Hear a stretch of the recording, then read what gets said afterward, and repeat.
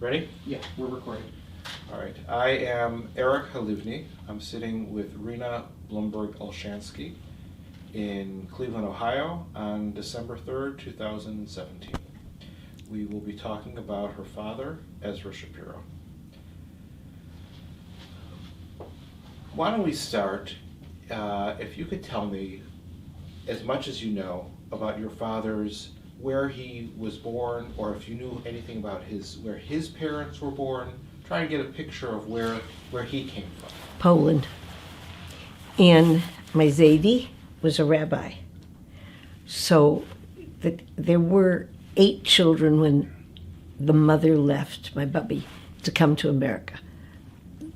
Zadie came first, and then he came to Cleveland, because they had relatives like everybody else. And then my bubby came with the 8 children who survived, 7 sons, 1 daughter. Do you know what year that was around? I wasn't here. I don't know. That would have been in the late... They were young. My father was young then. So your father was born in Poland? Right. Okay. Volozhin.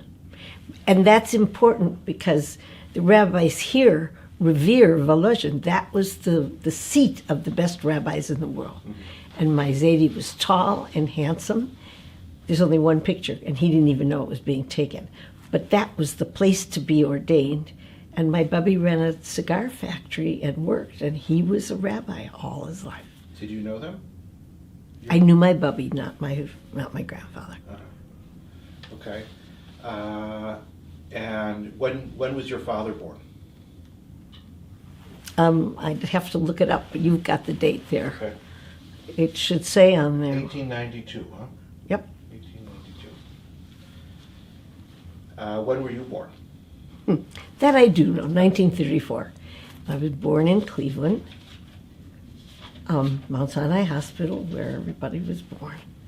And I was the first, I was the first grandchild from this part of the family. My father was married to someone from New York who also came from a Zionist family, the Lamports. My mother's family was very active in founding the Jewish studies and things in New York. Both families were Zionist, but the only one I knew was my bubby from Cleveland. Do you know when did your parents get married?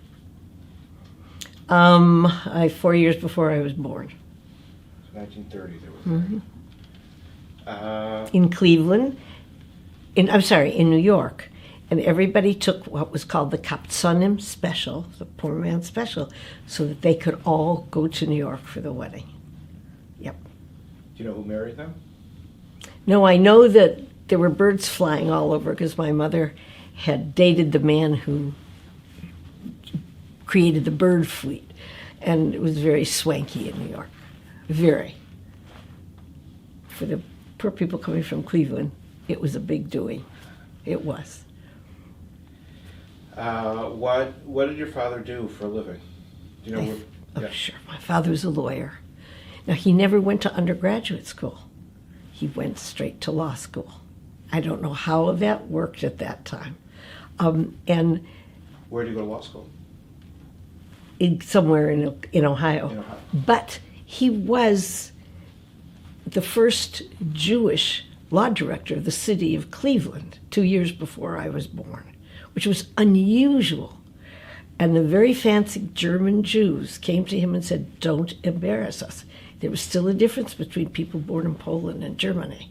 And the fancy, very rich people said, "You're Jewish." It was a crazy time. And I know all this because we've talked about the difference between being born in Germany and Poland. One was high class, one was yet to prove how fine they would be.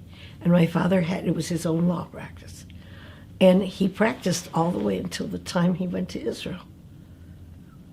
Tell me more about this difference between the German and the Polish Jews. How did it, did you It was feel snobbishness. I didn't feel it as a kid, but I knew. We sat down at dinner together all the time. And I knew from Maurice Samuels and all the people who came to talk about the Jews of Cleveland what it was like. And there was, Golda was a friend of my father, BG was a friend. I mean, these people, I knew them. And they had the same vision for Zionism. The Germans were sometimes a little bit embarrassed by these Jews who were collecting money and doing stuff for Israel. My father walked around a place called Short Vincent, where it wasn't always the nicest place, putting money in his pocket to send to Israel. And that's what they did. It was as much a part of their life as their children. How did your father, do you know anything about how he got interested in Zionism or became involved? He knew all these people. He went to Israel. He went to Israel before I was born, 2 years before. And as the youngest kid in the family, he went in the kitchen, put down, I think he went for 3 months, put his money down to do his share of the support. He always wanted to go, and he went. And that was the beginning of the connections that he made. Was the connection because of your grandparents? Were they talking about not Eretz my Israel, grandparents, or- not my New York grandparents were Uh-huh. very strong Zionists. My bubby ran a stogie factory. She had to keep everybody alive, cook and dress up for Shabbat, and walk down the street behind her husband. That's the way it was. But my father lived in a much larger culture because of being a Zionist. And that's how he met my mother, because he went to New York to see her father about Zionist business and happened to see this lovely woman. But that's been a part of, he's got a gene, that's a Zionist gene. He did.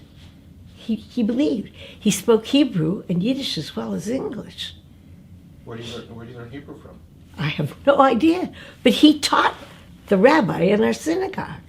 He put on a hat, he looked a little older, he still had some hair then, and he taught it. He must have learned it in his house from his father. What synagogue did you go to? I've gone to Park Synagogue all my life. Your father also was a Park Synagogue? Yes, we were conservative Jews. In New York, my tiny grandmother, who was really Orthodox, left a very fine synagogue run by a rabbi who was my father's precursor in Israel. She moved to the SAJ, to Mordechai Kaplan Synagogue. She was very modern, my tiny grandmother.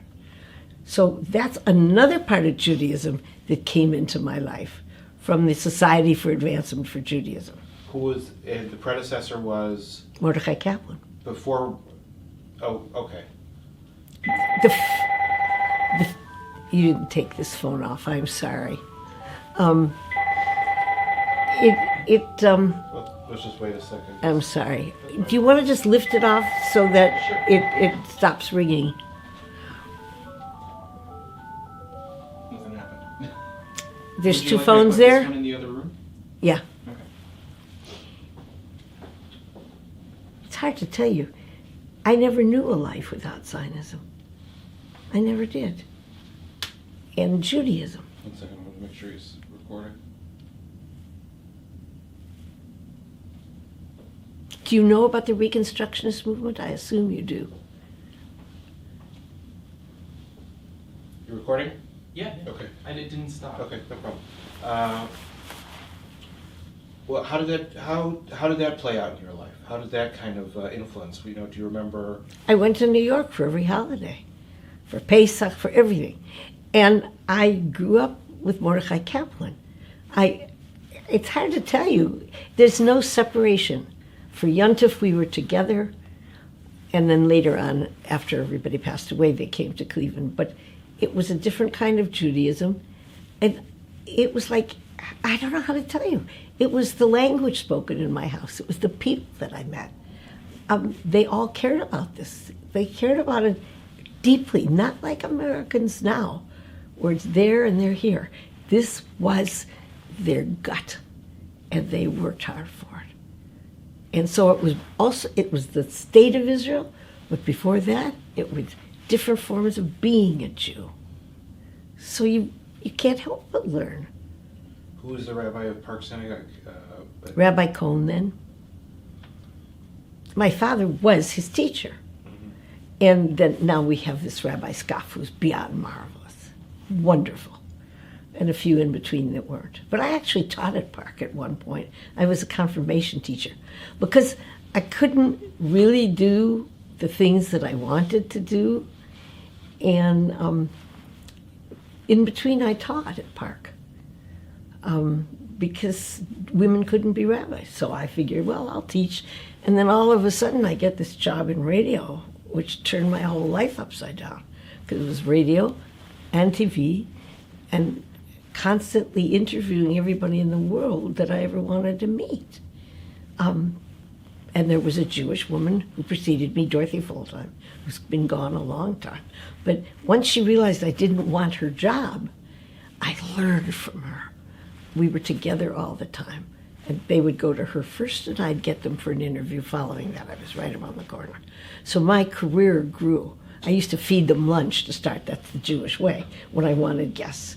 And then I got to know all the publishers. And so I had this incredible connection. I was 28 years at one radio station, WDOK. A lot of different owners. But that I survived in the radio business, different AMs. Norman Wayne hired me for nothing. I worked the first 6 months for nothing because I didn't know anything. And he needed me to be there for license renewal. He needed someone doing what I was doing. And 28 years later, the FM was the same station. That's an awful long time in radio. Yeah. And the only time, the reason I stopped was because I went to Boston when I found the right husband. Sorry. Where did you go to school growing up? I went to Cleveland Heights High School, to Roxborough. I lived across from Roxborough Elementary and Junior High, and then Cleveland Heights High School. But I always was going to Hebrew school. Where was Hebrew school? On off 105th Street. I mean, it was a schlep. But I went to Hebrew school all the time. I got in a little bit of trouble periodically, but I did go. And we had wonderful teachers because a lot of them came over from the Holocaust. And the Bureau of Jewish Education hired them. It just so happened my father at one point was the head of the Bureau of Jewish Education following Max Corman. And that was a whole other piece of rivalry with the Stone family that was very orthodox from American greetings. And others who had other views. I mean, it mattered to people then. Now I'm friendly with all their children now. But we grew up where the division in what you did, Stone's daughter was my age. So, and Corman's son is a little older than I am. We all grew up in this atmosphere where being a part of Israel was as important as any other activity they did, including making a living, because they spent a lot of time doing this. Were you involved in any youth movements? Yeah, Young Judea. You were in Young Judea. That's where you started. And then the welfare fund, I got involved. I was in charge of junior high. Albert Ratner was in charge of the high school division. I mean, we all worked our way through the welfare fund. That's what people did, fundraising. And ultimately, I became one of the co-chairs of the women division for 2 years. But it was more than fundraising. We tried to bring some education into it, but we all grew up together. And so it was natural. That's what you did. You paid it back. That you never felt that anybody owed you anything. You owed to pay it back because of your parents' ability to do what they believed in. What's the first memory that you have of somebody from Palestine coming to your home? It would probably be my father. Did he travel back? Did he go to? He went a lot, yeah. And when I went to camp, to a Jewish camp, of course, they went to Israel, Camp Moden in Maine. But they went to Israel for the summer. That's why I went to camp. There's no time when it was not a part of our life. So it was Yontif in New York, and it was summers.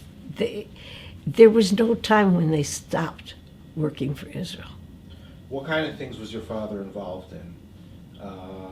Locally? Here or- he ended up, when we had the riots here, my father was in charge of the Cleveland committee that was presiding over peace and quiet in Cleveland. My father was at the Huff riots. My father, I don't know how to tell you, I don't know how he had the energy and the time, but if there was something about human justice, he was there.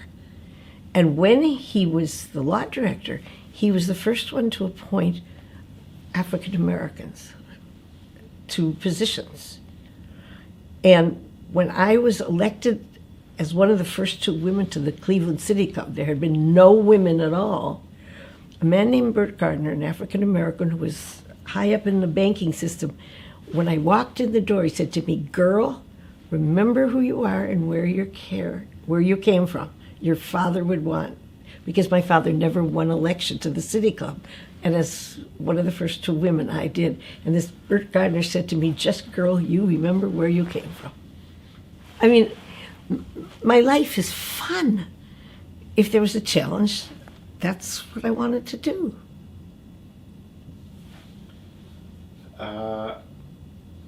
Did your father hold an official position within the Zionist movement?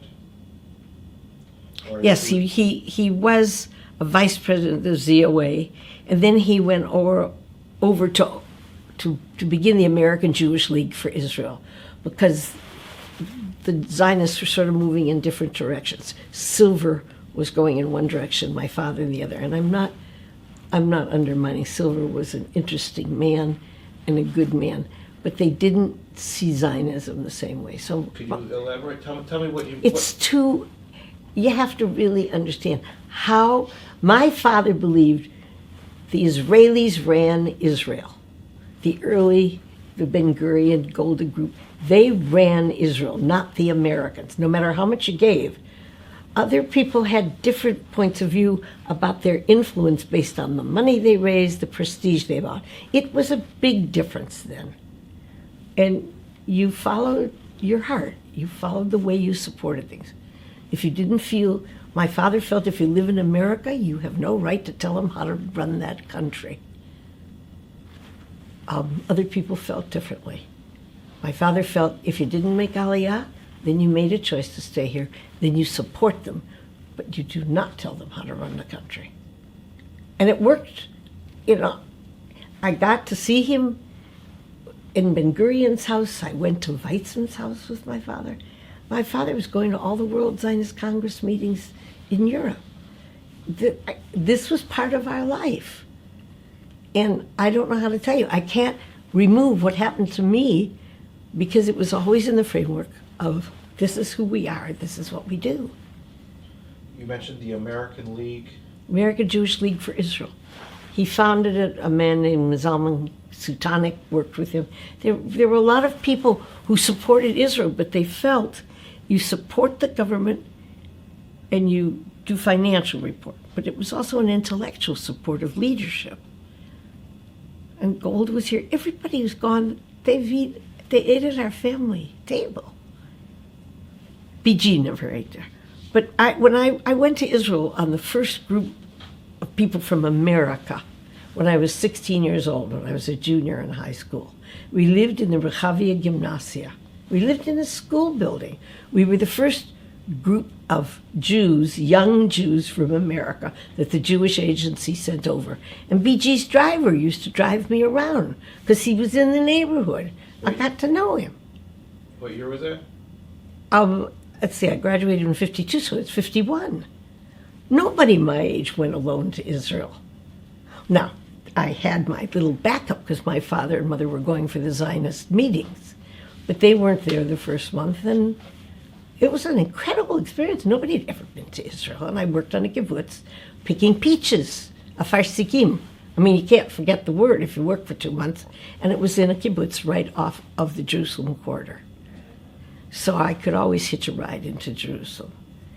But I started going there, and I went the whole of my life.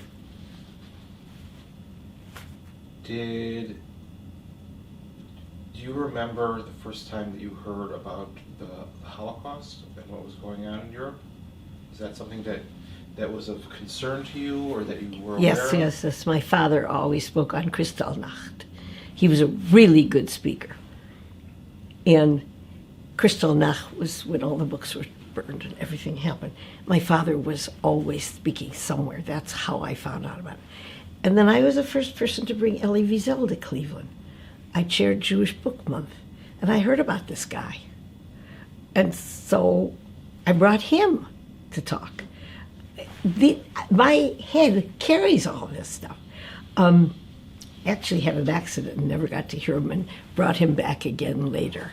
And then I used to go to see him always in Boston, because when he spoke in Boston, he was teaching at BU, and then afterwards, my husband and I would be invited to be at Hillel with Wiesel. These were people that, it's not like I read a book and heard their name and went to one lecture. And I had a blessing. Wherever I went, it just sort of worked out well.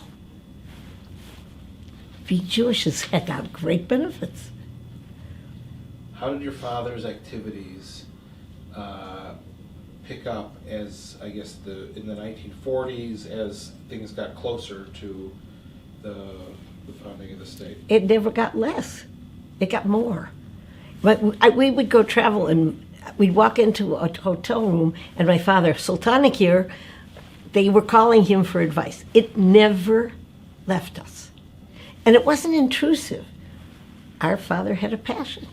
He had the same passion for us. He was an incredible father. Patient, thoughtful, always there.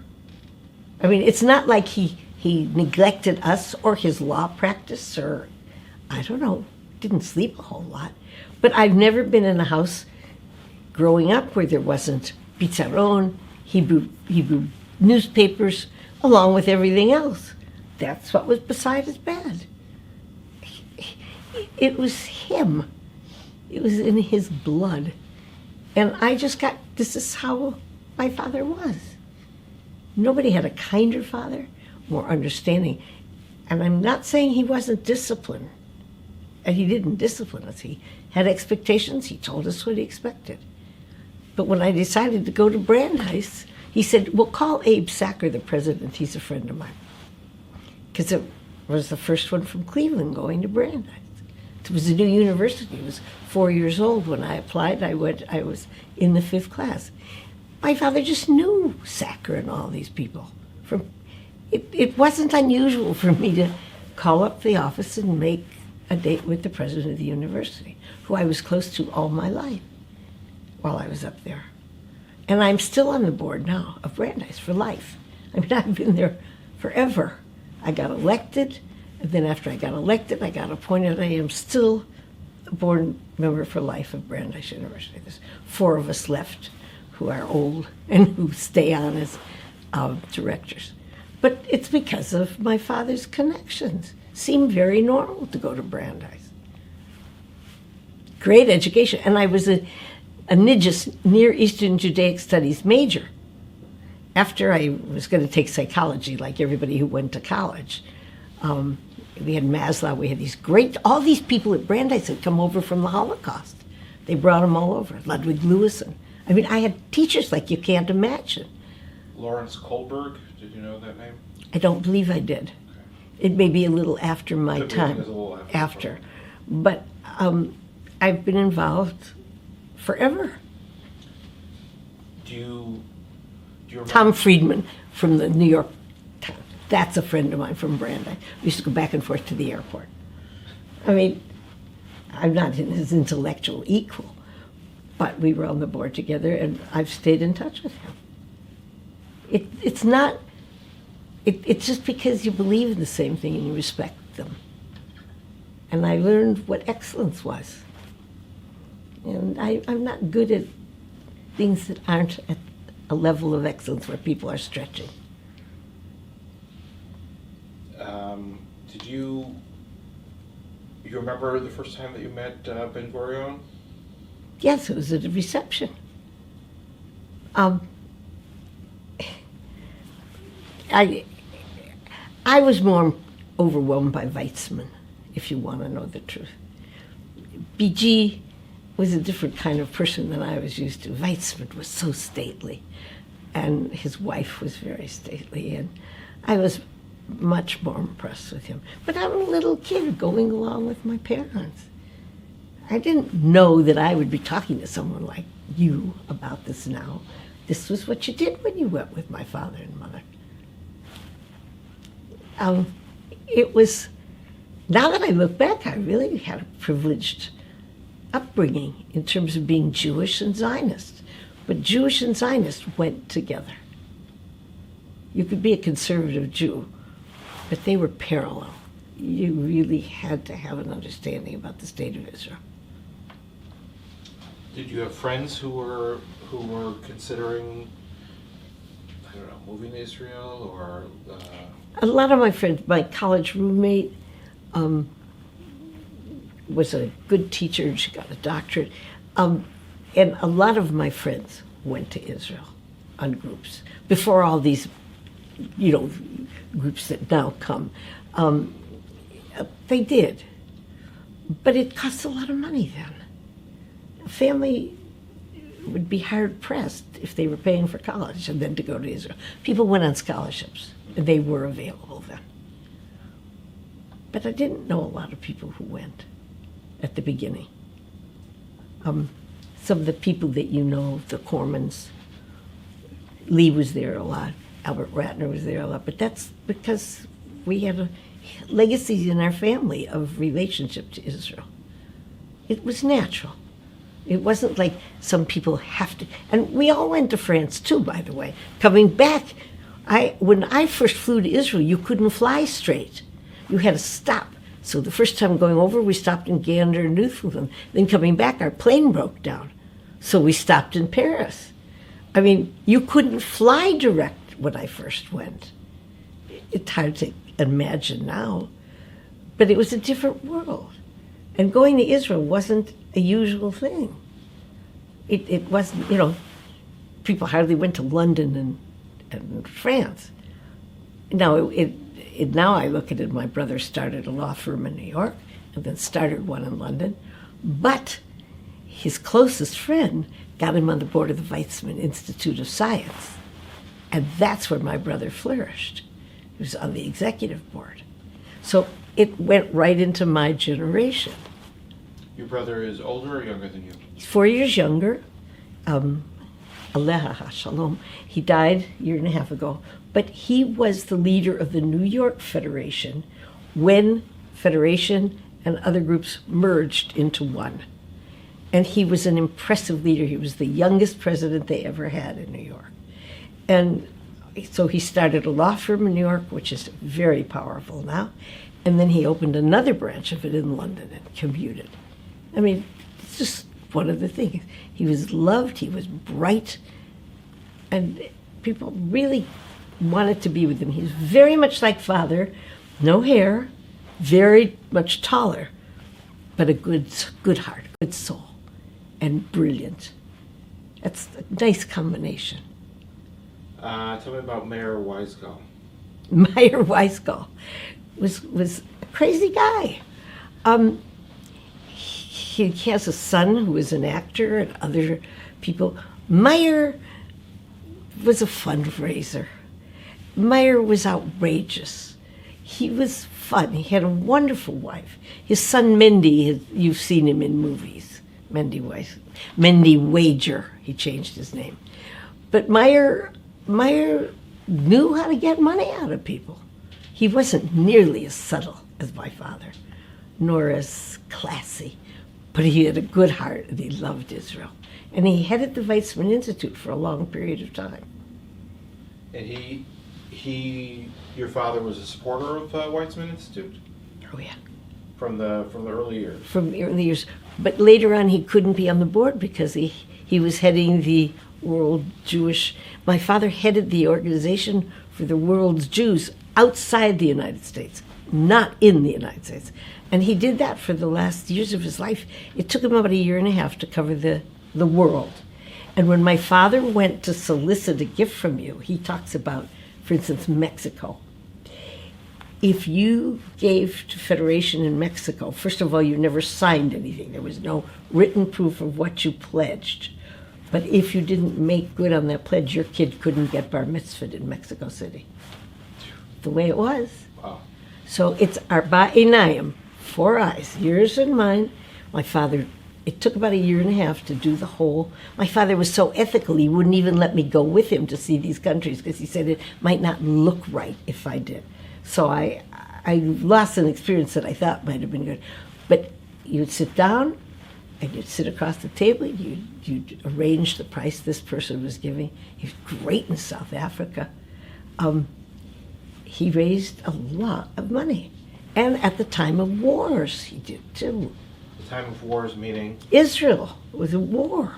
So he would go out in even in more effort to raise money. Now, the book, The Pledge, tells you about raising money, cash in your pocket for guns and arms. That's not people's image of my father. But that's what you had to do. The Son and Born group, it was called. There were about 30 men. There is a picture of all of them in my nephew's house, sitting around a table. I tried to have it here for you, but it's in my nephew's house, of the people sitting at the table with Son and Born.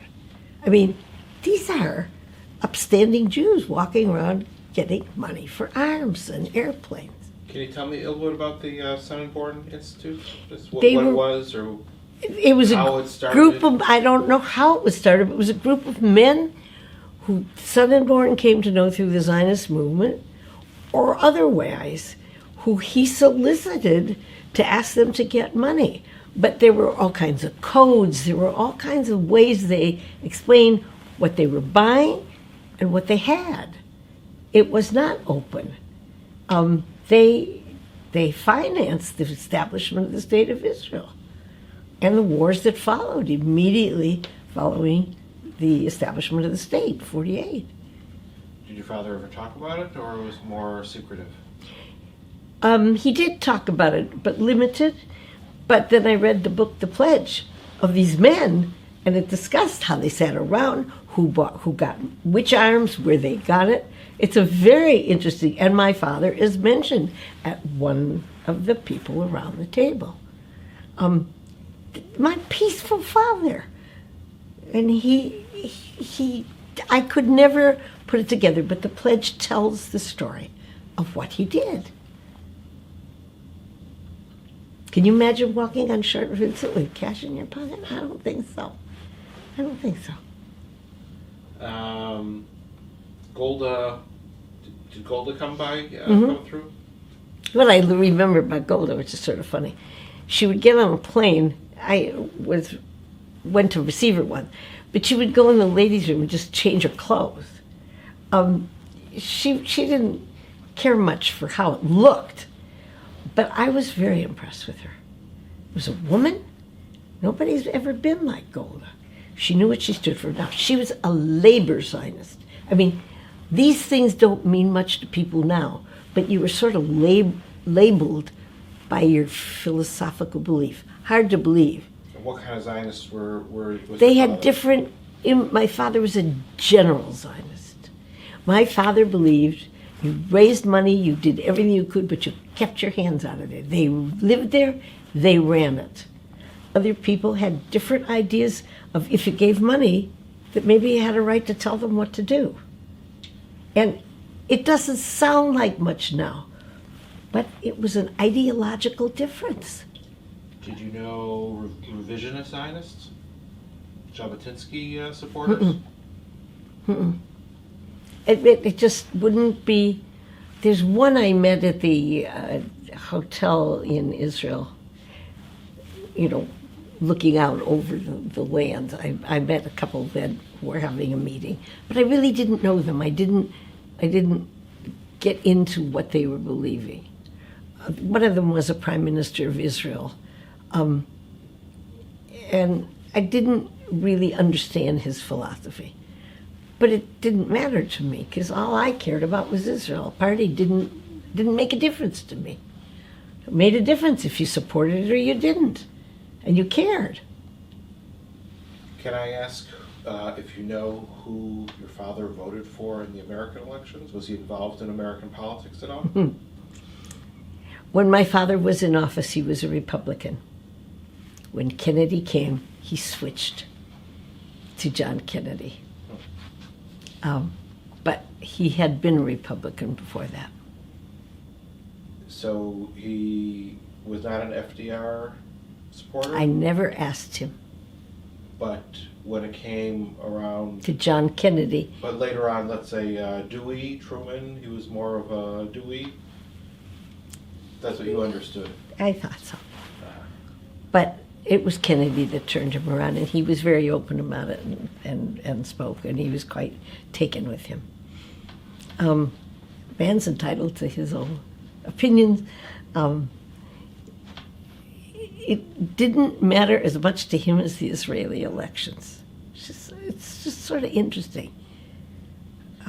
But he was a good American. If he was the law director of the city, the youngest they ever had, he was involved with the city, and he was there as a Republican. Did you know anything about the illegal immigration that was going on after the Holocaust? Of course you did. How could you not know? Did your father play a role in helping to finance any of those? Mm-hmm. But he didn't sound like he was saving lives. He was doing what Jews do for other Jews. Yes, he did. He never bragged. He never boasted. But as movies came out and books came out, we talked about it. He was right there. There were three people, my brother and I, and Israel. Everybody got their share. I mean, it's hard to tell you that. I never felt I missed anything. In fact, I felt I had really an interesting life because I traveled a lot to Israel. And then when he lived there, I was there very frequently to help. Before we get to that in a second, November 29th, 1947, 70 years ago, United Nations vote for the partition of Palestine. We were together in Cleveland when it happened. We had this big thing, it was radio, and he was tuned to it. I was with him when it happened. Yeah. Do you remember how he reacted? Joy. But it was mixed, because he knew what was coming afterward. He was financing what was coming afterwards. So while he was thrilled, he had been very deeply involved, being ready for the attack when it came. So he was very realistic. But I remember being with him, listening to it. But it was joy tempered with realism. And I give him credit for that. The more I look back and realize how prescient he was and how involved he was, and his law practice was wonderful, his civic life was wonderful. I don't know how he did it all. He was there when I needed him for everything. Do you know any of the more specific types of projects he was involved with in those years through Sonnenborn or separately? I don't know specifically, but I know that through investments and other things, they worked together a lot with those men. And I knew Dewey from, from Boston. I mean, there were... Tell me about him. There were people that I later came to know that he was involved with. The founder of Brandeis, Abe Sacker, he knew. I don't know how he knew all these people, but everybody knew and loved him. Dewey Stone from Boston. I mean, wherever I went, I was his daughter. I was very proud of that. I hadn't done anything to make my own name. The Dewey Stone, people will credit him for purchasing the Exodus and being. Do you know if your father had any role in? I never asked him. I know about the Exodus, but I didn't ask him those things. My father never took credit. It wouldn't have done any good. He didn't want us to know anything that could hurt us. I'm saying that because there were people who didn't approve of the money that was going there. I know that all up and down the East Coast, they loved him, wherever I went. But he was very discreet. He never boasted. Never.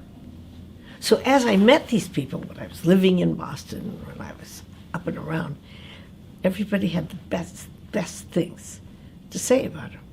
I went to Sacker's house as a house guest all the time because they were friends. I mean, the friends of Sacker's, there was always a party for all of us. I don't know how to tell you. The doors opened up not because I had done anything yet, but I was Ezra Shapiro's daughter. So I did meet a whole lot of people. There was, how do I know all these names?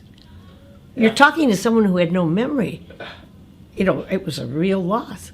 And suddenly, they're all coming out. After the state was declared, do you remember if anything changed? Was he concerned about how things were going to be, the War of Independence? He always thought it would be fine. He was a total optimist. He did, because he didn't put himself into their jobs. They were there to do what they were elected to do. And as far as he was concerned, if you lived in Israel, then you earned the right to do that. If you gave money as an American, you gave because you were Jewish and you did not interfere. That was a big difference between him and a lot of the Zionists. You knew where your turf ended. And he never wanted anything back for it. I mean, when Israel Goldstein retired and my father was elevated to the head of Keren Hayesod, it was the happiest time of his life. When was that? I'd have to look. I don't, well, if he died, it would be the beginning of the late 60s, beginning of the 70s. Had he held other official positions in any of the Zionist organizations? Yeah, the ZOA and the new one he founded. Yeah, he always had positions. And what about the World Zionist Organization? I don't know. But I know he was always a delegate, as long as I could remember. Position didn't matter to him. The epitome of his life's goal was to go to Israel as head of Keren Hayesod. But he moved to Israel. He gave up American citizenship. My mother didn't. He did. He became a citizen and they moved. When was that? When he took the job at Keren Hayesod head. So There's a picture here from his office. That's when he became an Israeli citizen as well as an American citizen. And he moved. I mean, he did it all the way. But my mother didn't, but everybody did what they wanted. It was the apogee of his yearnings for Israel. He was the happiest man. Now, he could walk down the street and they'd honk the horn and he'd see things happening. Oh my God. The people, we had a housekeeper and he took on the Yemenite community to help them. My father did more than just raising funds for Israel. It was an amazing thing to see. And I was there a lot. He figured this was his time in life to help. He was in joy. And it wasn't a great, easy thing to live in Israel. Now, I had been there earlier when the wall was there. When you couldn't even get to the wall. But then I went, as soon as Israel was open, I went with my husband and ourselves and other people from Cleveland. And we were at Rosh Hashanah the first time. They came dancing down from the yeshivas and dancing at the wall. What a sight. Unbelievable sight. So, by referral, I could understand the joy of it.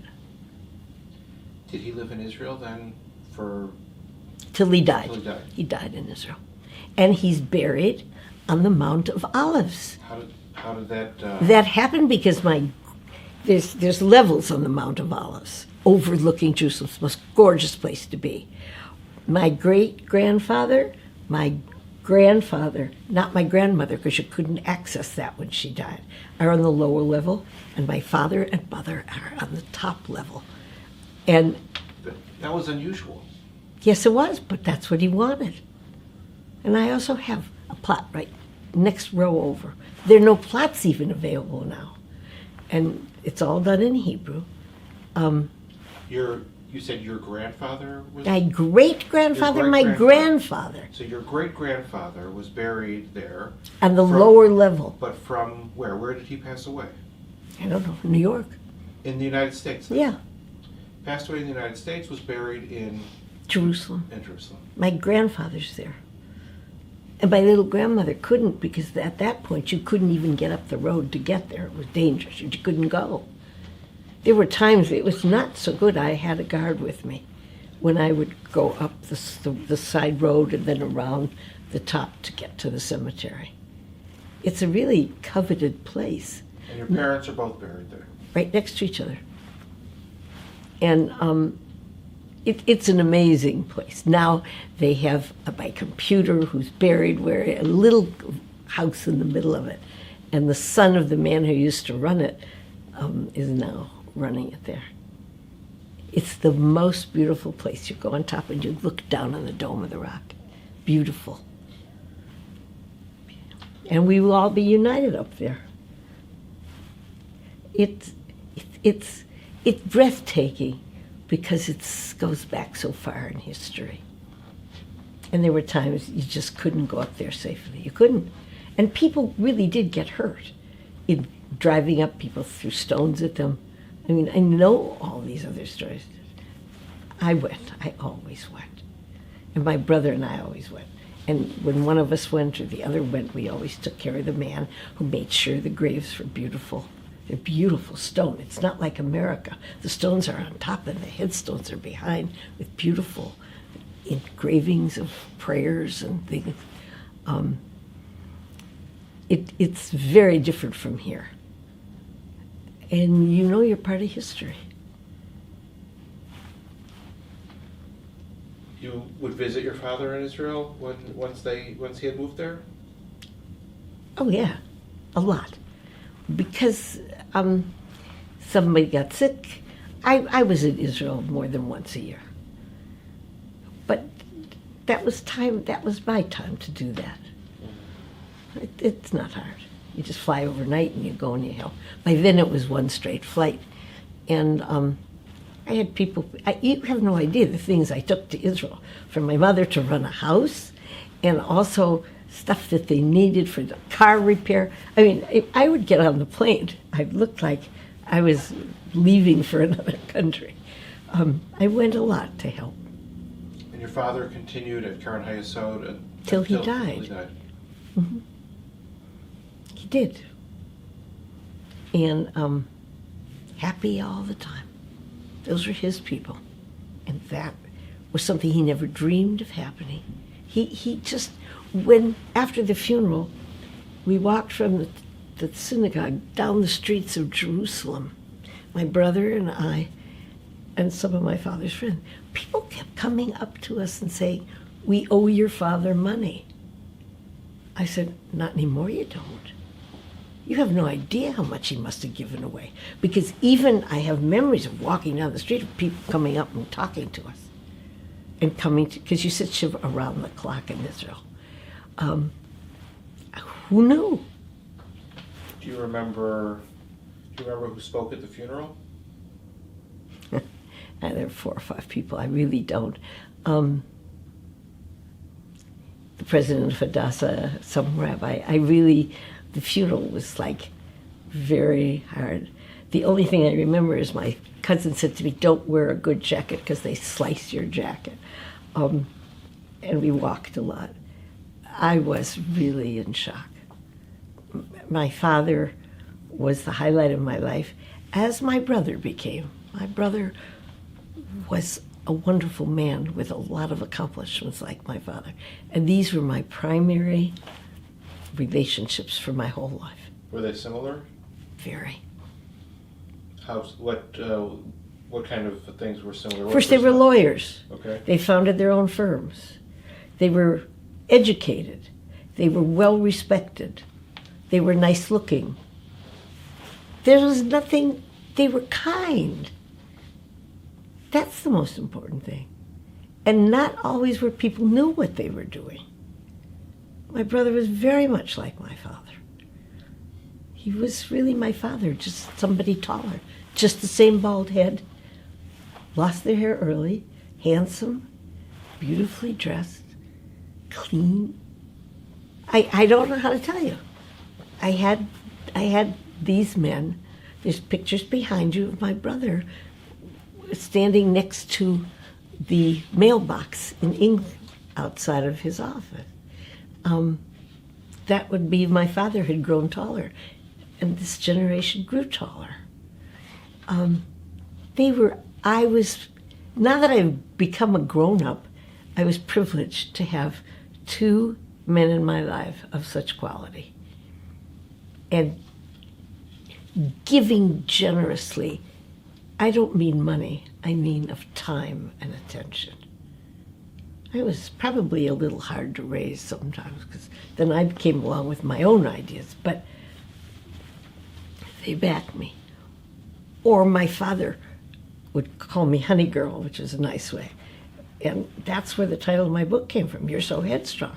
Because when I got an idea of something I wanted to do, I would sit with them and talk, how can I do this? And I got good advice. And I did it. I mean, who knew? You know, I was just a short little Jewish woman. But I was always encouraged. So, what can I tell you? I had great role models.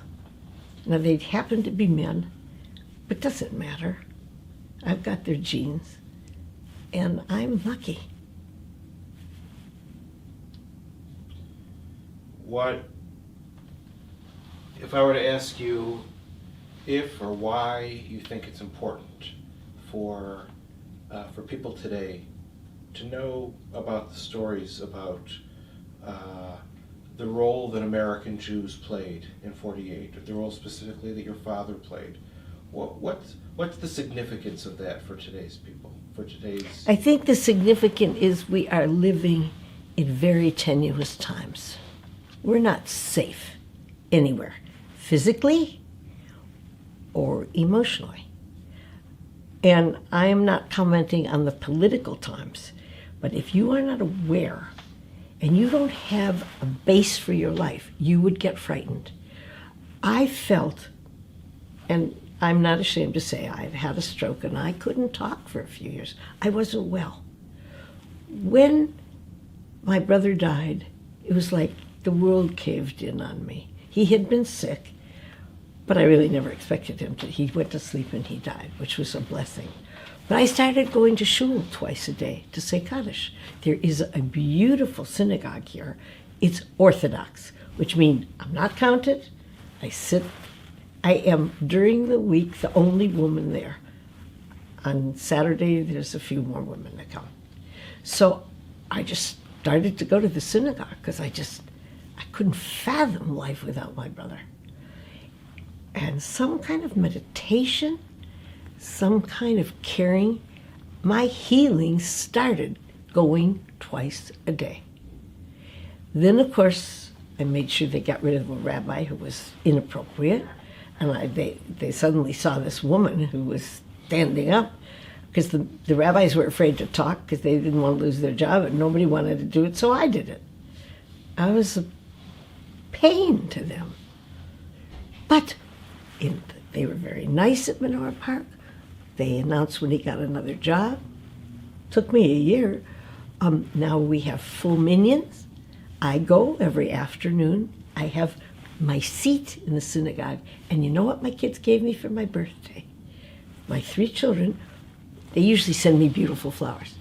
There's a plaque on the chair that I sit on. It's a loose chair. And it just has "In Celebration," which is how I like to sign things, and my name and the date. And that meant more to me. It's not like on the back where anybody would see it, beautiful on the side. But the 3 kids came together. And the son who is not married to a Jew, it was his idea, but they all credit him. I have a place, and I think my healing came from taking time out to think, what is this world about? Who am I? And since then, my memory has come back, which rarely happens in assisted living. I can remember things you wish I would really forget. I can talk. I couldn't find the words before. And I feel that in memory of my brother, the things I do, because I do visit people and do other things, I feel I have a responsibility now. I've even been able to write again. I couldn't do any of this. And that's where religion healed me. And I'm no less difficult to be with if I don't agree with you than I was. But the men now come in, but I come to synagogue to tell me how many they have, and we don't start till they go get people in wheelchairs and they get the 10. I mean, it's like I'm everybody's mother. And the rabbis say to me, oh, I made this speech, but I knew from you I should have worn a jacket. Well, he didn't have time to go get it. I'm like mothering them all, but it's very good to stop every day and be thankful. And I feel it's an important part of my healing here, really an important part. But it goes back to my father, who liked to open up and sing. And my father did maftir on Yom Kippur. I mean, he really was educated. I was always proud. Very few people could get up and do maftir, and if they don't understand, it's a reading. But you got to be a knowledgeable Jew to do it. I was always proud of him. So all I'm doing is sitting in the women's section, but somehow God knows I'm there. I don't need to be counted. And that is how I heal at Menorah Park, by having this beautiful place. And now I have my own seat from my children, which means they acknowledged what I did. I was blown away. They said, gotta go. One son called, said, did you go to shul yet? I said, no. And he said, would you please go now? And there's the rabbi holding my chair when I walked in. Fortunately, somebody was with me who had a camera. But that's, of all the things you would imagine they'd give me. And it's the only chair that's comfortable to sit on, by the way. The rest of them are all connected, unpleasant. But for people who are aging, to have the kind of memories I have doesn't allow you to just take and not give back. If there's one thing I learned, you give back. You are obliged to do that. And as long as I live, that's what I'm going to keep doing. And it's generations of my family that I'm proud of. But it took me a while to get old enough to realize what I had as my memory teaching all my life. Give unto others. Be kind. Be kind. Don't make fun of someone you don't understand. And I don't care if they're an Arab or they're an African American or whatever they are. You owe the world to give back every day. And I have set myself goals that I must do every day to be worthy of being alive. Starting with my father. That's really beautiful. Zehu.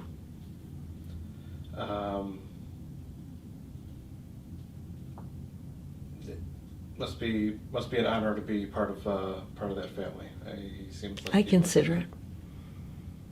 I do. And now the next generation of our children are carrying on these traditions in their own ways. But my brother's family and my family are close now. They do for each other. It's the next generation already. Taking positions of leadership, being generous. I have one custom that I started after my brother died. I wanted to figure out what I could do. So I have my Shabbos calls. It's a list over there. I call my children, my brother's children, and grandchildren that are old enough to talk every Friday. Now, if I don't reach them, I can connect with them on Wednesday, but it's the Shabbat call. And they call me back, and I listen, and I counsel. But that's what I did to honor my brother's memory. And I started calling all of them after the Shiva was over. I kept thinking, what can I do? And what I could do was to listen and be there for them. It's worked. So it's not that the phone matters, but I'm someone from radio. I got to listen to you talk. I have to hear your voice. I don't want an email. I want to hear what you sound like. And it works. It really works. Whatever day is Shabbos, they call me back. And they didn't realize what I knew from being in business. I could really help. And sometimes the best help is to listen. And I learned that from my father on the long walks I used to take with him. That's how I know all these stories. And what's fit or not fit to tell you, my soul was formed by my father and my brother. It's like God made two of them. And it's a gift. And I'm not making this up to make it sound good for you. This is really true. And it's been documented in books, in writing, in the Historical Society. Our family stuff is all put away so that people can find out what happened when there was no state of Israel. They just assume it's there. I don't assume it's there. And our president is thinking of moving things to Jerusalem. He has no concept of who needs Jerusalem, who belongs in Jerusalem, and respect for who belongs there.